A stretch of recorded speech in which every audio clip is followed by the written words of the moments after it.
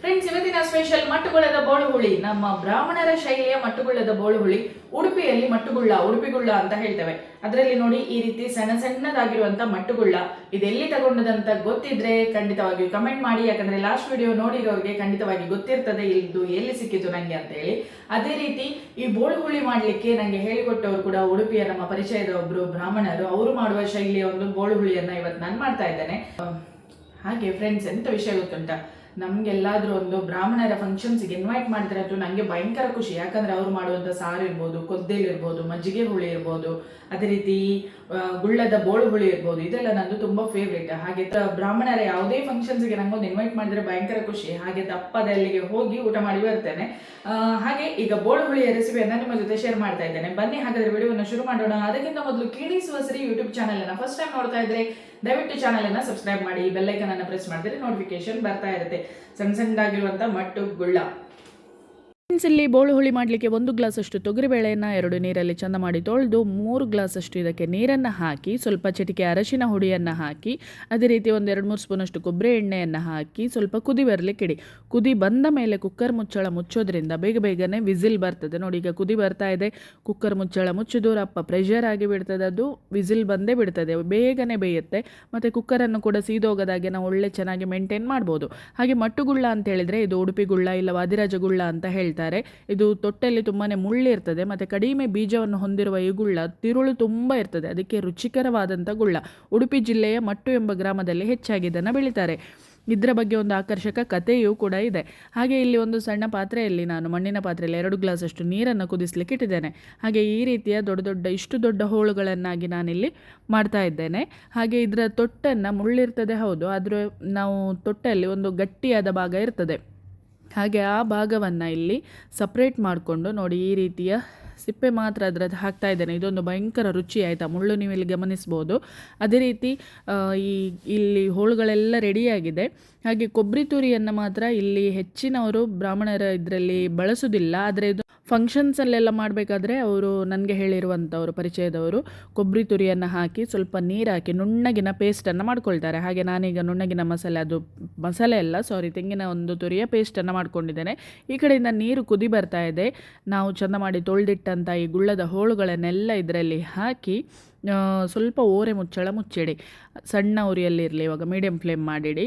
ಆಮೇಲೆ ಒಂದು 5 ಕಾಯಿಮೆಣಸು ಹಸಿಮೆಣಸನ್ನು ಈ ರೀತಿ ಭಾಗ ಮಾಡಿ ಹೋಳು ಮಾಡ್ಕೊಂಡಿದ್ದೇನೆ. ಇದನ್ನು ಹಾಕ್ತಾ ಇದ್ದೇನೆ. ಖಾರ ಅಂದರೆ ಇದರಲ್ಲಿ ಹಸಿಮೆಣಸು ಅಷ್ಟೇ, ಬೇರೇನು ಖಾರಕ್ಕೆ ಹಾಕೋದಿಲ್ಲ. ಇದರಲ್ಲಿ ಮಸಾಲೆ ನಾವೆಲ್ಲ ಎಂತ ಹಾಕಲಿಕ್ಕಿಲ್ಲ. ಹಾಗೆ ಒಂದು ಸ್ವಲ್ಪ ಹುಣಸೆ ಬೀಜದ ಗಾತ್ರದಷ್ಟು ಇಂಗನ್ನು ತಗೊಂಡು ನೀರು ಹಾಕಿ ಇಲ್ಲಿ ಇಂಗಿನ ನೀರು ಮಾಡಿಕೊಂಡು ಇಂಗಿನ ನೀರನ್ನು ಹಾಕ್ಕೊಂಡಿದ್ದೇನೆ. ಆಮೇಲೆ ಸ್ವಲ್ಪ ಹುಣಸೆ ಹುಳಿಯ ನೀರು ಮತ್ತು ಬೆಲ್ಲ 1 ತುಂಡು, ರುಚಿಗೆ ತಕ್ಕ ಉಪ್ಪು, ಇದಿಷ್ಟನ್ನು ಹಾಕಿ ಚೆನ್ನಾಗಿ ಮಿಕ್ಸ್ ಮಾಡಿ, ಅಂದರೆ ಕದಡಿಸಿಕೊಳ್ಳಿ.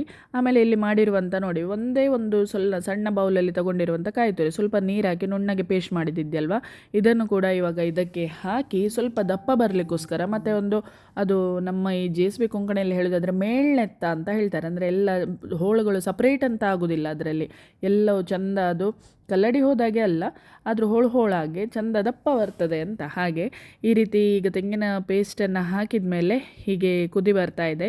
ಇವಾಗ ನಾವು ಬೇಯಿಸಿಟ್ಟಂಥ ತೊಗರಿಬೇಳೆ ಏನಿದೆ ಇದನ್ನು ಹಾಕ್ತೇವೆ.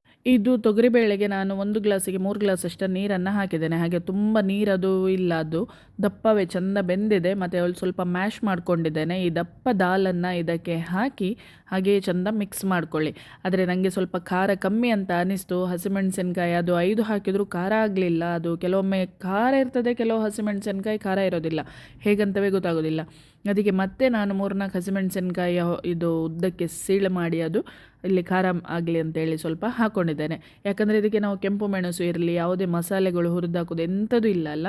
ಹಾಗೆ ತುಂಬ ಸೂಪರ್ ಆಯಿತಾ. ಇದಕ್ಕೊಂದು ಒಗ್ಗರಣೆಗೆ ಸಣ್ಣ ಪ್ಯಾನಲ್ಲಿ ಕೊಬ್ಬರಿ ಎಣ್ಣೆ, ಸ್ವಲ್ಪ ಸಾಸಿವೆ, ಅದೇ ರೀತಿ ಒಣಮೆಣಸಿನ ಸ್ವಲ್ಪ ಕುಚ್ಚಲುಗಳನ್ನು ಹಾಕಿ ಸ್ವಲ್ಪ ಕರಿಬೇವು ಸೊಪ್ಪನ್ನು ಹಾಕಿದರೆ ಬೋಳು ಹುಳಿಗೊಂದು ಒಗ್ಗರಣೆ ಸೂಪರಾಗಿ ರೆಡಿ ಆಗ್ತದೆ.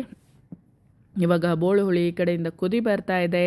ಇದಕ್ಕೊಂದು ಒಗ್ಗರಣೆಯನ್ನು ಹಾಕೋಣ. ಖಂಡಿತ ಈ ರೆಸಿಪಿಯನ್ನು ಟ್ರೈ ಮಾಡಿ. ತುಂಬ ಮಂದಿ ಕಮೆಂಟಲ್ಲಿ ಈಗ ಹೇಳ್ಬೋದು ನನಗೆ ಇದಕ್ಕೆ ಕೊಬ್ಬರಿ ತುರಿ ಹಾಕಲಿಕ್ಕಿಲ್ಲ ಅಂತೇಳಿ. ಆದರೆ ಕೊಬ್ಬರಿ ತುರಿಯ ಒಂದು ಸಣ್ಣ ಸ್ವಲ್ಪ ಪೇಸ್ಟ್ ಮಾಡಿ ಹಾಕಿ ನೋಡಿ, ದಪ್ಪಗೂ ಆಗ್ತದೆ, ಚೆಂದ ಆಗ್ತದೆ, ಮತ್ತು ಟೇಸ್ಟ್ ಕೂಡ ಪರಿಮಳ ಕೂಡ ಒಳ್ಳೆ ಬರ್ತದೆ. ಹಾಗೆ ಈಗ ನಮ್ಮ ಒಗ್ಗರಣೆ ಎಲ್ಲ ಹಾಕಿ ಮಣ್ಣಿನ ಪಾತ್ರೆಯಲ್ಲಿ ಮಾಡಿರೋದ್ರಿಂದ ಗ್ಯಾಸ್ ಫ್ಲೇಮನ್ನು ಆಫ್ ಮಾಡಿದರೂ ಕೂಡ ನೋಡಿ ಎಷ್ಟು ಒಳ್ಳೆ ಕುದಿ ಬರ್ತಾ ಇದೆ. ಆರೋಗ್ಯಕರವಾದ ಅಡುಗೆ. ಯಾವಾಗಲೂ ಹೇಳ್ತಾ ಇರ್ತೇನೆ, ಏನಾದರೂ ಮಾಡಿದರೆ ರುಚಿಕರವಾಗಿ ಮಾಡಿ, ಆಸ್ವಾದಿಸ್ತಾ ತಿನ್ನಿ, ವಟ್ರಾಶಿ ಮಾಡಬೇಡಿ ಅಂತ.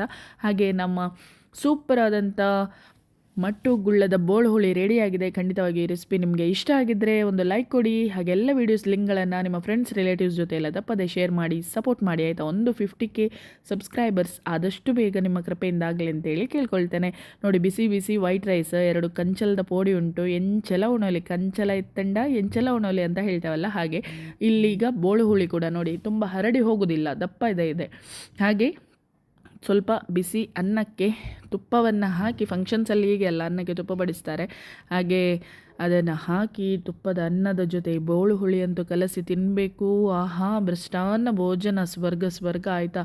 ಸಕ್ಕದಾಗಿತ್ತು. ಒಂದು ಸಲ ಊಟ ಮಾಡಿ ಮತ್ತು 1-2 ಗಂಟೆ ಬಿಟ್ಟು ಪುನಃ ನಾನು ಬೋಳು ಹುಳಿ ಮತ್ತು ಅನ್ನ ಹಾಕ್ಕೊಂಡು ಊಟ ಮಾಡಿದ್ದೆ. ಓಕೆ, ನೆಕ್ಸ್ಟ್ ವೀಡಿಯೋ ಜೊತೆ ಮತ್ತೆ ಸಿಗ್ತೇನೆ. ಥ್ಯಾಂಕ್ ಯು, ಟೇಕ್ ಕೇರ್, ಬಾಯ್. ಎಲ್ಲರೂ ಕೂಡ ಸಪೋರ್ಟ್ ಮಾಡ್ತಾ ಇರಿ. ಹಾಗೆ ಇನ್ಸ್ಟಾಗ್ರಾಮಲ್ಲಿ ನಿನ್ನೆ ಒಂದು ಮಟ್ಟುಗುಳ್ಳದ ಸಗಳೆ ವೀಡಿಯೋವನ್ನು ಶೇರ್ ಮಾಡಿದ್ದೆ. ಫೇಸ್ಬುಕ್ ಮತ್ತು ಇನ್ಸ್ಟಾಗ್ರಾಮಲ್ಲಿ 2 lakhs ವ್ಯೂಸ್ ಆಗಿದೆ. ಇನ್ಸ್ಟಾಗ್ರಾಮಲ್ಲಿ 2,30,000 ಏನೋ ಆಗಿದೆ ಅನಿಸುತ್ತೆ. ಅದೇ ರೀತಿ ಫೇಸ್ಬುಕ್ಕಲ್ಲೂ ಅಷ್ಟೇ 1,50,000 ಸಮಥಿಂಗ್ ವ್ಯೂಸ್ ಆಗಿದೆ. Okay, thank you, take care, support ಮಾಡಿ.